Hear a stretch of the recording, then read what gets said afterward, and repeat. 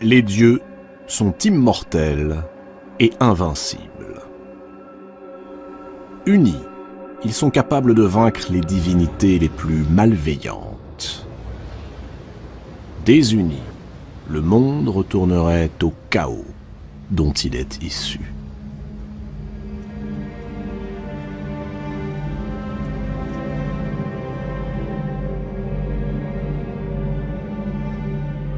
Ces divinités sont fières, susceptibles, orgueilleuses.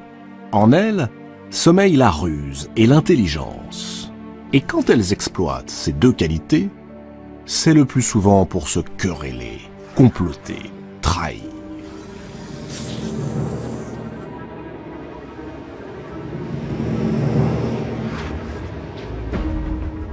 Au fond, les dieux ne sont pas loin de ressembler aux mortels.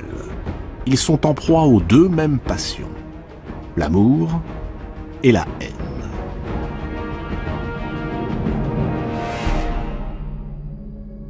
Or, un jour, apparut un dieu plus sage, plus réfléchi que les autres, capable de rassembler et non de diviser, de construire la paix et non de préparer la guerre. Un dieu radicalement ancré du côté de la raison, contrairement à ceux qui se laissent guider par leur passion. Ce dieu vint au monde, mais ce fut une déesse, Athéna.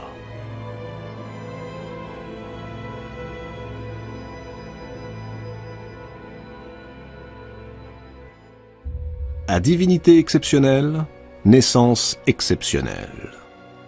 Zeus avait épousé en premières noces la nymphe Métis, dont le nom signifie à la fois prudence et ruse.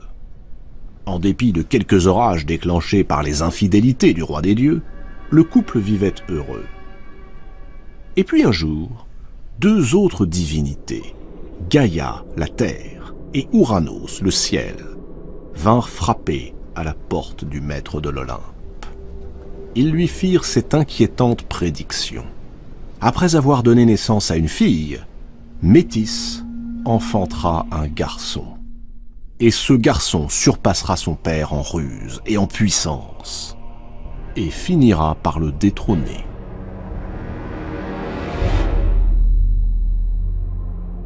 Zeus est un souverain sans rival, et il compte bien le rester. Il a conquis son trône de haute lutte, et n'a aucune intention de le partager, encore moins de le céder. Aussi, lorsque Métis fut sur le point d'accoucher, Zeus, qui n'était pas à une ruse près, mit son épouse au défi. À quel point serait-elle capable de se métamorphoser? Métis, loin d'imaginer ce qui se tramait, se prit au jeu. Elle enchaîna les plus incroyables transformations, jusqu'au moment où, encouragée par Zeus, elle se transforma en goutte d'eau. Zeus la félicita, applaudit et l'avala. Ravi du tour qu'il venait de jouer, le roi des dieux retourna à ses affaires. Peu de temps après, Zeus fut pris d'effroyables douleurs à la tête. Des douleurs si aiguës qu'il appela au secours toutes les divinités de l'Olympe. Son fils Héphaïstos, dieu des forgerons, pour le soulager, lui asséna un coup terrible sur le crâne. Aussitôt, prodige des prodiges, une jeune fille jaillit de la brèche, armée, casquée. Elle lança un formidable cri de guerre, un cri qui retentit dans tout l'Olympe. Alors les dieux furent saisis de crainte, les fleuves et les mers se gonflèrent de vagues mugissantes, et le soleil immobilisa ses chevaux de feu. Athéna venait de naître.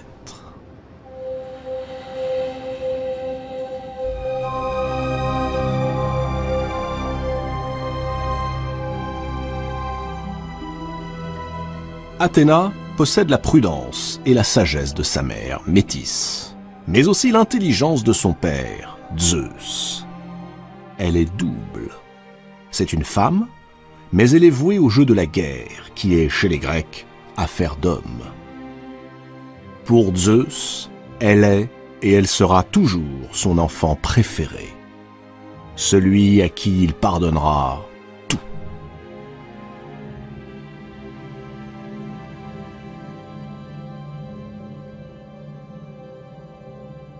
Zeus confie l'éducation d'Athéna au dieu fleuve Triton. Triton a déjà une fille, Pallas. Très vite, les deux jeunes déesses deviennent inséparables. Or, un jour qu'elles s'entraînent en combat singulier, et alors que Pallas s'apprête à frapper Athéna, Zeus, craignant pour sa fille, s'interpose. Surprise par l'apparition du roi des dieux, l'infortuné Pallas baisse sa garde et reçoit d'Athéna un coup terrible. Un coup involontaire, mais un coup mortel.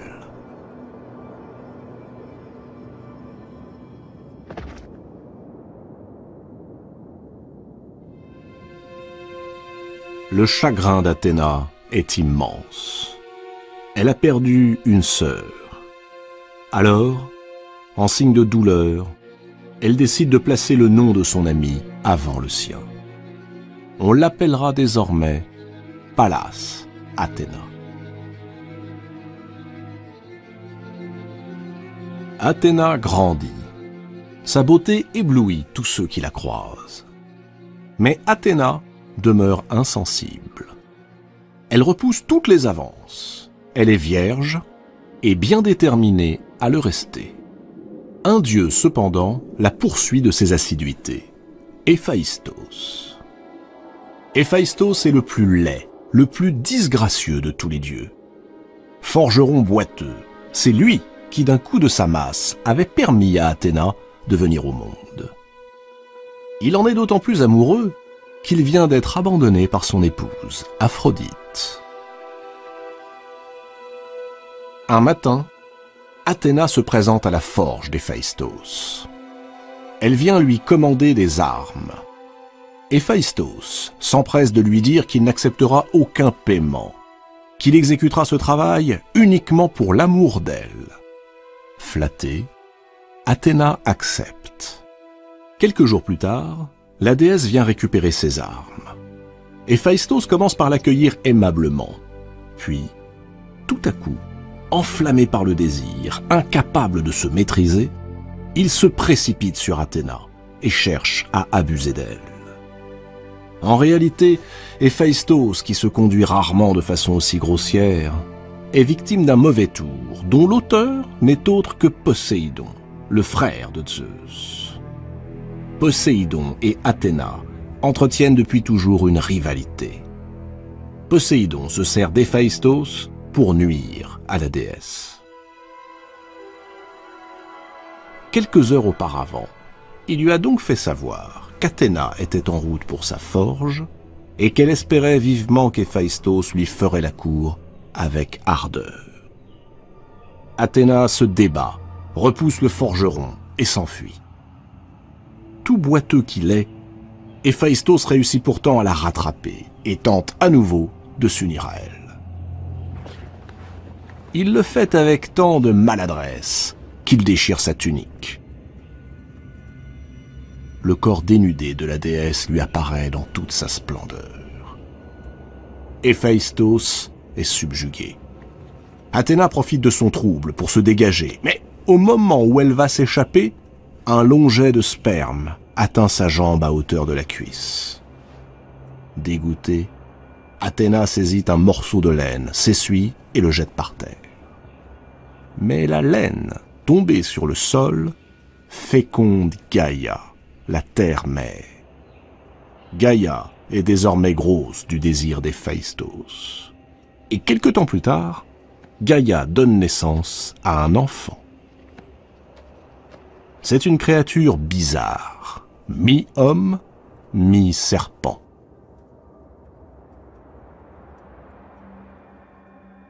Révoltée, Gaïa déclare qu'elle refuse d'élever l'enfant. Peu importe, Athéna s'en occupera. Elle l'adopte. Elle nomme l'enfant jailli du sol Erichtonios, ce qui signifie l'autochtone. Elle le cache dans une corbeille sacrée qu'elle remet à l'une de ses grandes prêtresses en lui ordonnant d'en prendre grand soin.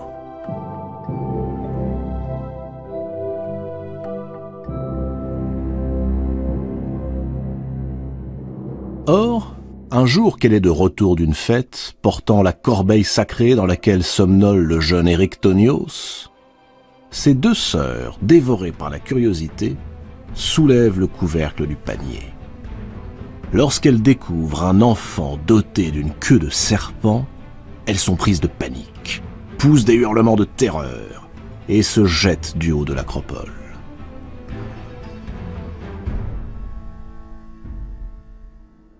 Athéna se précipite. Elle soulève l'enfant de son berceau de fortune et le place à l'abri dans l'enceinte de son temple. Jour après jour, elle va l'élever avec tant d'amour que tous ceux qui les verront seront persuadés que la déesse est sa véritable mère.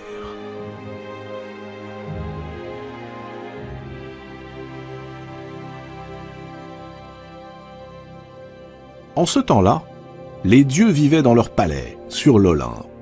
Mais il n'existait pas de cité sur terre qui leur fût exclusivement consacrée. Zeus estima qu'il fallait, sans plus tarder, combler ce manque. Il convoque alors tous les dieux et leur demande de choisir une ville dans laquelle les hommes honoreront leur culte. Une seule cité pour chaque dieu. Chacun fait son choix. Apollon choisit Delphes. Arès prend Sparte. Aphrodite s'établit à Corinthe. Même Artémis, pourtant solitaire et farouche, se résout à choisir une ville. Ce sera Éphèse. Mais lorsque vient le tour de Poséidon et d'Athéna, tous deux revendiquent la possession de l'Attique. Le ton monte. Voyant son frère et sa fille se disputer de plus en plus violemment, Zeus décide que le roi de l'Attique, le sage Cécrops, sera l'arbitre de ce conflit.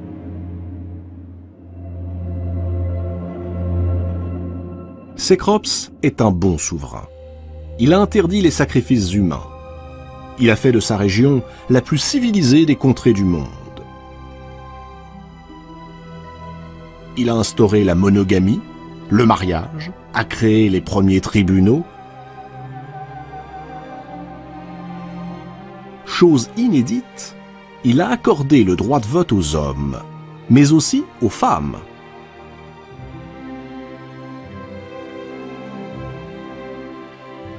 Cécrops obéit au souhait de Zeus. Il s'enferme dans son palais. Quelques heures plus tard, il en ressort et déclare que la ville sera placée sous le patronage du dieu qui fera aux hommes le don le plus utile. Poséidon est sûr de l'emporter. Le dieu des océans pointe son trident vers le sol et fait jaillir une magnifique source. Une source d'eau salée qui déferle sur les plaines asséchées. Il offre aux habitants de l'Attique un somptueux bassin, une sorte de piscine géante dans laquelle les hommes pourront occuper leurs loisirs et s'entraîner aux courses nautiques qu'ils affectionnent tant. Puis il redouble son cadeau et offre à Cécrops lui-même un splendide étalon noir. Un cheval magique jailli de l'écume et réputé invincible à la guerre. Athéna, elle, réfléchit.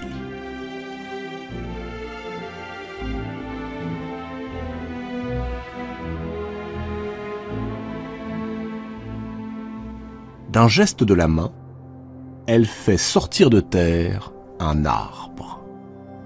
Un arbre immense, aux ramures argentées et au tronc noueux.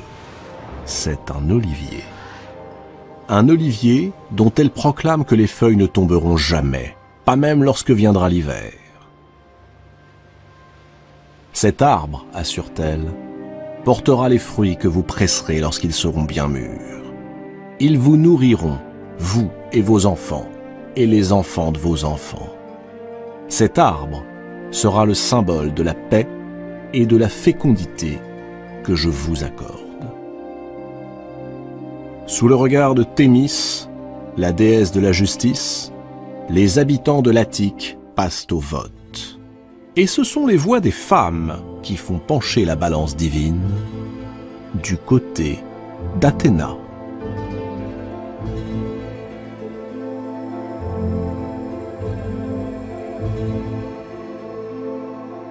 Poséidon entre dans une fureur incontrôlable. Pour se venger de cette humiliation, il décide de submerger l'Attique sous les flots. Mais Zeus, qui a suivi avec attention le déroulement du scrutin, le lui interdit. Alors, le seigneur des océans quitte l'Olympe, plein de rancune et de haine à l'égard de la fille de Zeus. Il plonge dans les abysses et regagne son palais, où il s'enferme pour méditer une nouvelle revanche. La raison du choix des habitants de l'Attique est simple. Poséidon leur propose le divertissement et la guerre. Athéna leur offre la paix et l'agriculture. Et en hommage à la déesse, il est décidé que ce lieu s'appellera désormais Athènes. Érictonios, le fils d'Athéna, sera plus tard l'un des premiers rois à régner sur la ville. Athéna va se consacrer au bonheur des hommes. Tout naturellement, elle devient la protectrice des héros. Elle joue un rôle capital dans la réussite de leurs exploits. Sans son aide précieuse, jamais Persée ne serait parvenu à vaincre l'horrible Méduse, dont le visage grimaçant orne désormais le bouclier d'Athéna, cadeau du héros Persée à sa protectrice.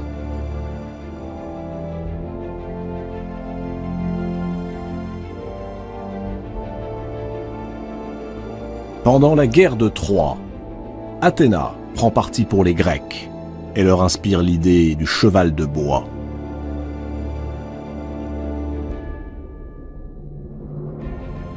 Plus tard, elle aide Ulysse à rentrer à Ithaque.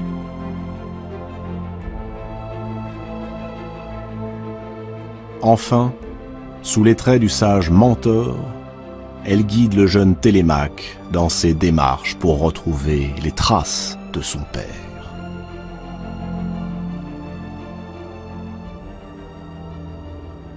C'est elle aussi qui, un soir, fait entrer secrètement Prométhée dans l'Olympe afin de lui permettre de dérober le feu qu'il ramènera sur Terre pour l'offrir aux mortels.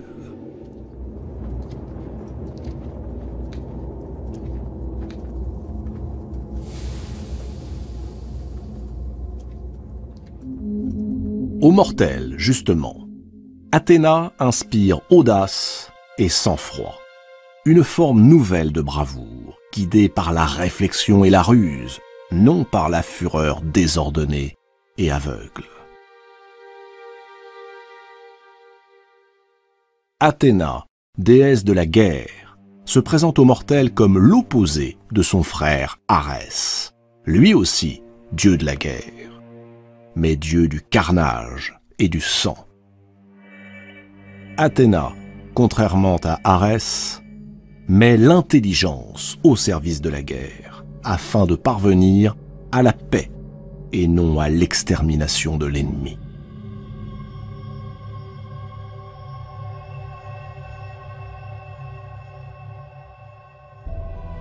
Au fil du temps, Athéna se fait également protectrice de l'État, garante de l'équité des lois, de leur juste application. Mais elle comprend très vite que sans prospérité, les lois seules ne suffisent pas. Alors, pour que se développe le bien-être des hommes, elle leur offre la charrue et le joug pour les bœufs. Elle leur enseigne aussi les nombres. Elle transmet aux femmes l'art de la cuisine, celui de tisser et de filer. Elle inspire également la construction des navires, le travail du bois, le polissage des planches, l'ajustement des différentes pièces de la charpente. C'est ainsi qu'elle préside à la construction de l'Argo, le plus grand navire jamais construit jusque-là, à bord duquel Jason et ses marins iront récupérer la fameuse toison d'or.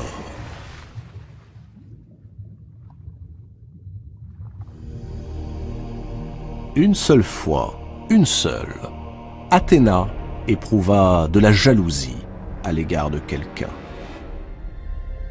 Il s'agissait d'une artiste qui, il faut le reconnaître, manquait singulièrement d'humilité. Elle s'appelait Arachné. C'était la fille d'un riche marchand d'étoffes. Arachné était devenue une véritable experte dans l'art raffiné du tissage. Elle confectionnait de magnifiques broderies, imaginait des motifs plus beaux les uns que les autres, fabriquait des voiles ou des robes d'une splendeur que l'on disait inégalable, au point que sa renommée parvint jusqu'aux oreilles d'Athéna, qui décida un beau jour de se rendre compte par elle-même des talents de ce jeune prodige. Athéna prit les traits d'une vieille femme aux tempes grisonnantes et se présenta devant la jeune fille. À sa grande surprise, elle découvrit un personnage orgueilleux, vantard, qui prétendait que nul au monde ne savait filer aussi bien qu'elle, et qui ajouta, comble de maladresse, personne, pas même la déesse Athéna. Athéna prit tout d'abord cette attitude pour une fanfaronnade d'adolescente. Bienveillante, elle conseilla à Arachné de retirer ses paroles et de rendre hommage à la déesse. Mais Arachné, emportée par sa fougue, persista. Oui, elle se sentait capable de défier la puissante Athéna si celle-ci osait se mesurer à elle. Et aussitôt, assurant qu'elle allait en donner la preuve, elle fit courir ses doigts le long de la chaîne. Le métier à tisser crépita, et peu à peu, les motifs apparurent. Arachné avait choisi de représenter les amours des dieux et les métamorphoses dont ils usaient si fréquemment. Quand elle eut terminé, Athéna, toujours déguisée en vieille femme, inspecta son travail. Elle ne trouva rien à redire. C'était la perfection même. Inutile qu'elle se mît à tisser. Le travail de la jeune Arachné dépassait de très loin ce qu'elle pourrait faire. Alors la déesse se laissa submerger par la colère. Elle, pourtant si raisonnable, brisa tout ce qui se trouvait sur son passage et quitta la pièce. Lorsqu'Arachné découvrit que la vieille femme n'était autre qu'Athéna, elle sombra dans le désespoir. Elle venait de commettre un abominable sacrilège et d'infliger une terrible offense à celle qu'elle chérissait pourtant entre toutes. Accablée par le remords, Arachné s'enferma dans le grenier de son père et se pendit.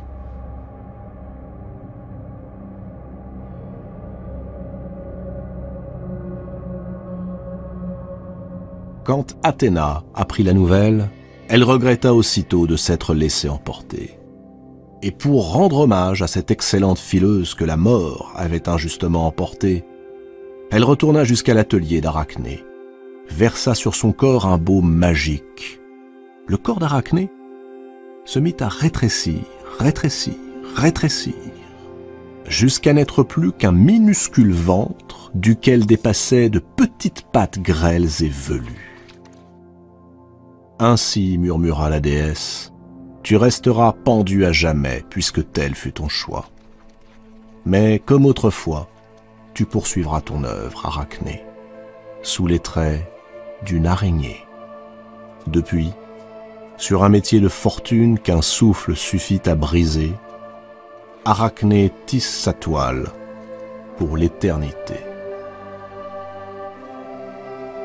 Veillez, comme tous les artisans et tous les artistes, par la déesse Athéna.